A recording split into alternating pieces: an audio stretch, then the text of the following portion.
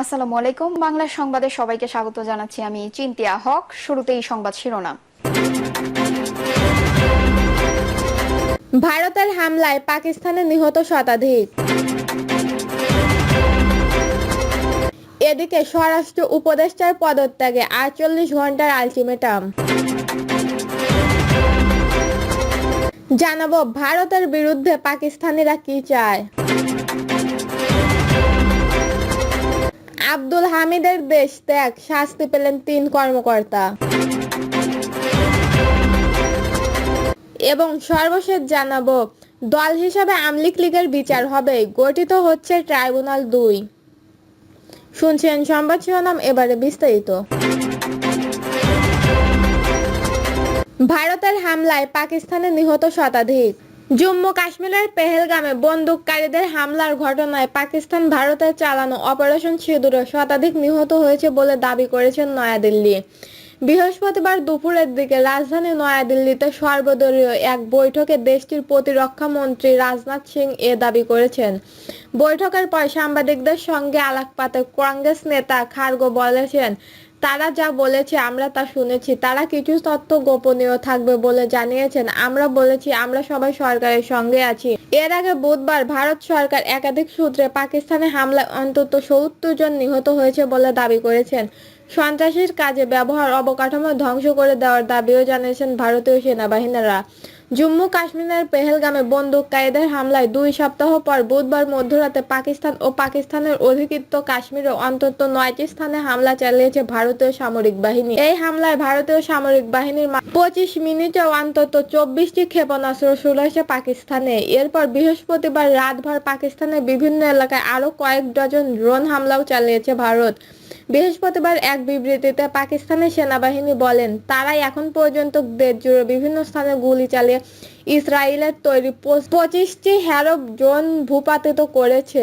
রাওয়ালপিন্ডিতে সেনাবাহিনীর সদর দপ্তর থেকে পাকিস্তানের সামরিক বাহিনীর মুখপাত্র আহমেদ শফিক চৌধুরী এএফপিকে বলেন, গত রাতে ভারত একাধিক স্থানে ড্রোন পাঠিয়ে আরও একটি অগ্রযানের কাজ করেছে। ভারতের ছোড়া একটি ড্রোন পাকিস্তানের সেনাবাহিনীর এই সদর দপ্তরের কাছে ভূপাতিত করা হয়েছে বলে জানিয়েছেন তিনি বলেছেন, লাহেরের কাছে সামাজিক লক্ষ্যবস্তুতে ভারতীয় একটি ড্রোন আঘাত করেছে। এতে সেখানে অন্তত ৪ জন সৈনিক আহত হয়েছেন। এর আগে তিনি বলেছিলেন, অভিযানে এখনও চলছে। ভারতীয় ড্রোনের আঘাতে পাকিস্তানের পাঞ্জাবের সিন্দুরে এক বেসামরিক নিহত হয়েছেন এবং আরেকজন আহত হয়েছে।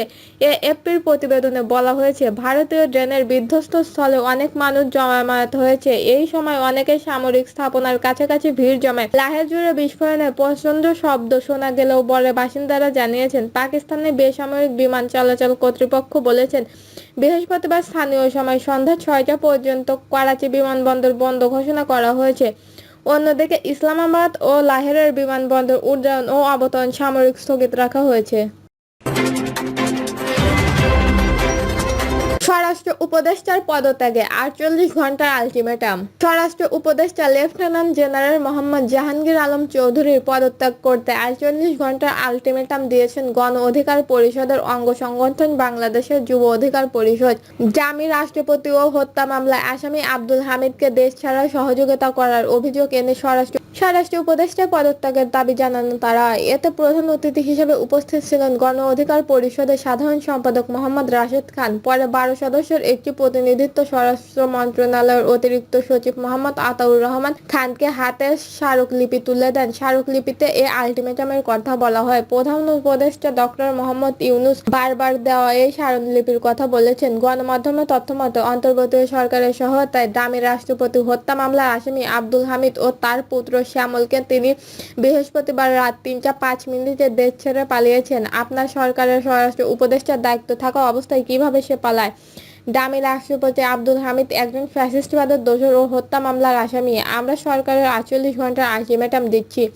এ সময়ের মধ্যে যথাযথ দোষীদের বিরুদ্ধে ব্যবস্থা এবং জামি রাষ্ট্রপতিকে ফিরিয়ে আনতে না পারলে স্বরাষ্ট্র উপদেষ্টাকে সসম্মানে চেয়ার ছাড়তে হবে। অন্যথায় স্বরাষ্ট্র উপদেষ্টার পদত্যাগের দাবিতে সারা দেশে আন্দোলন গড়ে তোলা হবে। যার জন্য দায়ী থাকবেন অন্তর্বর্তীয় সরকার। স্মারকলিপিতে আরও বলা হয়, এই সরকার ছাত্র জনতার অভ্যুত্থানের সরকার, জুলাই গণহত্যার বিচার, আওয়ামী লীগের নিষিদ্ধ, রাষ্ট্র সংস্কার, আহতদের পুনর্বাসন ও শহীদদের যথাযথ মর্যাদা প্রদান ছিল আমাদের ওপর জনগণের অর্পিত দায়িত্ব। কিন্তু আপনারা ধীরে ধীরে সেই দায়িত্ব থেকে দূরে সরে যাচ্ছেন এবং আওয়ামী লীগের পুনর্বাসন করছেন।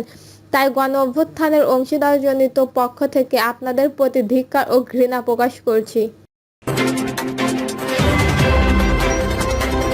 ভারতের বিরুদ্ধে পাকিস্তানিরা কি চায়?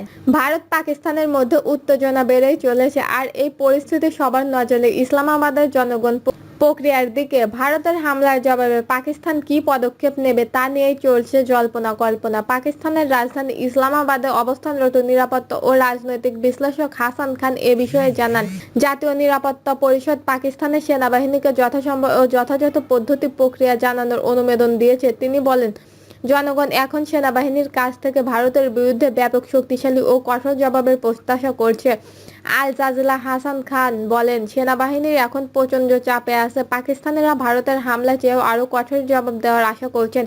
তবে তিনি আশা করেন না যে পাকিস্তানের আন্তর্জাতিক সীমান্ত অতিক্রম করবে এবং অন্তর্বর্তীয় সরকার বরং সীমান্তবর্তী এলাকার অবস্থিত ভারতীয় সামরিক লক্ষ্যবস্তুর ক্ষেপণাস্ত্র হামলা চালানোর সম্ভাবনার কথা উল্লেখ করেন তিনি। তবে এদিকে ভারত জানিয়েছে, পাকিস্তান ভারতে হামলার জবাব দিলে ভারত আবার হামলা করবে।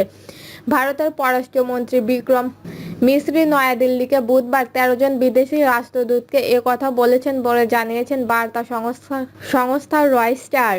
এ বিষয়ে ওয়াশিংটন ভিত্তিক দক্ষিণ এশিয়া বিষয়ক বিশ্লেষণ ও লেখক মাইকেল কুগারম্যান রয়টার্সকে বলেন, ভারতকে একবার হামলায় 2019 সালের তুলনায় ব্যাপক। ভারতের এবারের হামলা 2019 সালের তুলনায় ব্যাপক। পাকিস্তানের পক্ষ থেকে একটি বড় প্রক্রিয়া আসতে পারে। পাকিস্তানের প্রধানমন্ত্রী বুধবার রাতে জাতিসংঘের উদ্দেশ্যে ভাষণে বলেন, ভারতের পরিণতি ভোগ করতে হবে। তারা মনে করেছেন আমরা পিছু হাঁটব, কিন্তু তারা ভুলে গেছে পাকিস্তান বীরত্বের জাতি। তিনি আরও বলেন, ভারতের গতরাতে বিমান হামলায় নিহতের প্রতিটি রক্তবিন্দুর প্রতিশোধ নেওয়া হবে। এই সেই কাপুরুষজিত শত্রু যারা নিঃশস্ত্র বেসামরিক বাহিনীর ওপর, মানুষের ওপর, সাধারণ জনগণের ওপর হামলা চালিয়ে নিজেদেরকে শক্তিশালী মনে করে। আব্দুল হামিদের দেশ ত্যাগ, শাস্তি পেলেন 3 কর্মকর্তা। সাবেক রাষ্ট্রপতি মোহাম্মদ আব্দুল হামিদের দেশ ত্যাগের ঘটনার দায়িত্ব অবহেলার অভিযোগ ইমিগ্রেশন পুলিশের একজন অতিরিক্ত পুলিশ সুপারকে প্রত্যাখ্যান করা হয়েছে। এছাড়াও আবু হানিফের বিরুদ্ধে কিশোরগঞ্জ সদর থানায় দায়েরকৃত মামলায় তদন্তকারী কর্মকর্তা ও এসবির একজন কর্মকর্তাকেও সাময়িকভাবে বরখাস্ত করা হয়েছে। প্রসঙ্গ, গত বছরের 5ই আগস্ট ছাত্র জনতার তীব্র আন্দোলনের মুখে পতন হয় শেখ হাসিনা ও তার দলের নেতাকর্মীদের। এরপর থেকে আত্মগোপনে রয়েছে তাদের দলের নেতাকর্মীরা। অনেকে ইতিমধ্যে দেশ ছাড়লেও একদিন দেশেই ছিলেন। আওয়ামী লীগের সরকার আমলের সাবেক রাষ্ট্রপতি আব্দুল হামিদ অবশেষে তিনি দেশ ছাড়লেন। ছাত্র জনতার অভ্যুত্থানের 9 মাস পর বুধবার মধ্যরাতে দেশ ছাড়েন সাবেক রাষ্ট্রপতি আব্দুল হামিদ। এ সময় ছেলে ও তার শ্যামল তার সঙ্গে ছিলেন। বুধবার দিবাগত রাত 3টা 5 মিনিটে তিনি শাহজালাল আন্তর্জাতিক বিমানবন্দর থেকে থাইল্যান্ডের উদ্দেশ্যে রওনা দেন। বিমানবন্দর সংশ্লিষ্ট সূত্রে এ তথ্য জানা গেছে। সূত্রটি জানিয়েছেন, রাত 11টার দিকে শাহজালাল আন্তর্জাতিক বিমানবন্দরে যান আব্দুল হামিদ। এ সময় তার সঙ্গে তার ছেলে রিয়াদ আহমেদ ও শ্যামল, ডক্টর এম নওশাদ ছিলেন। সেখানে যাওয়ার পর ইমিগ্রেশনের প্রয়োজনীয় যাচাই বাছাই শেষে দেশ ছাড়ার সবুজ সংকেত পান সাবেক রাষ্ট্রপতি। আব্দুল হামিদের বিরুদ্ধে কোনো সংস্কার কাজে কোনো অভিযোগ ছিল না বলে জানা গেছে। রাত 3টা 5 মিনিটে থাই এয়ারলাইন্সের TG-340 নম্বর ফ্লাইটে তারা 3 জন ব্যাংককের উদ্দেশ্যে রওনা দেন। আব্দুল হামিদ আওয়ামী লীগের সময় 2013 থেকে 2023 সাল পর্যন্ত টানা 2 মেয়াদে বাংলাদেশের রাষ্ট্রপতি হিসেবে দায়িত্ব পালন করেছেন। তার আগে 2009 থেকে 2013 সালের এপ্রিল পর্যন্ত জাতীয় সংসদের স্পিকার হিসেবে দায়িত্ব পালন করেছেন। দর্শক, এই ছিল এখনকার সর্বশেষ নিউজটি ভালো লাগলে একটি লাইক দিন, কমেন্টে আপনার মতামত জানান এবং আমাদের পাশে থাকার জন্য বেল বাটনটি অন করে রাখুন। ধন্যবাদ।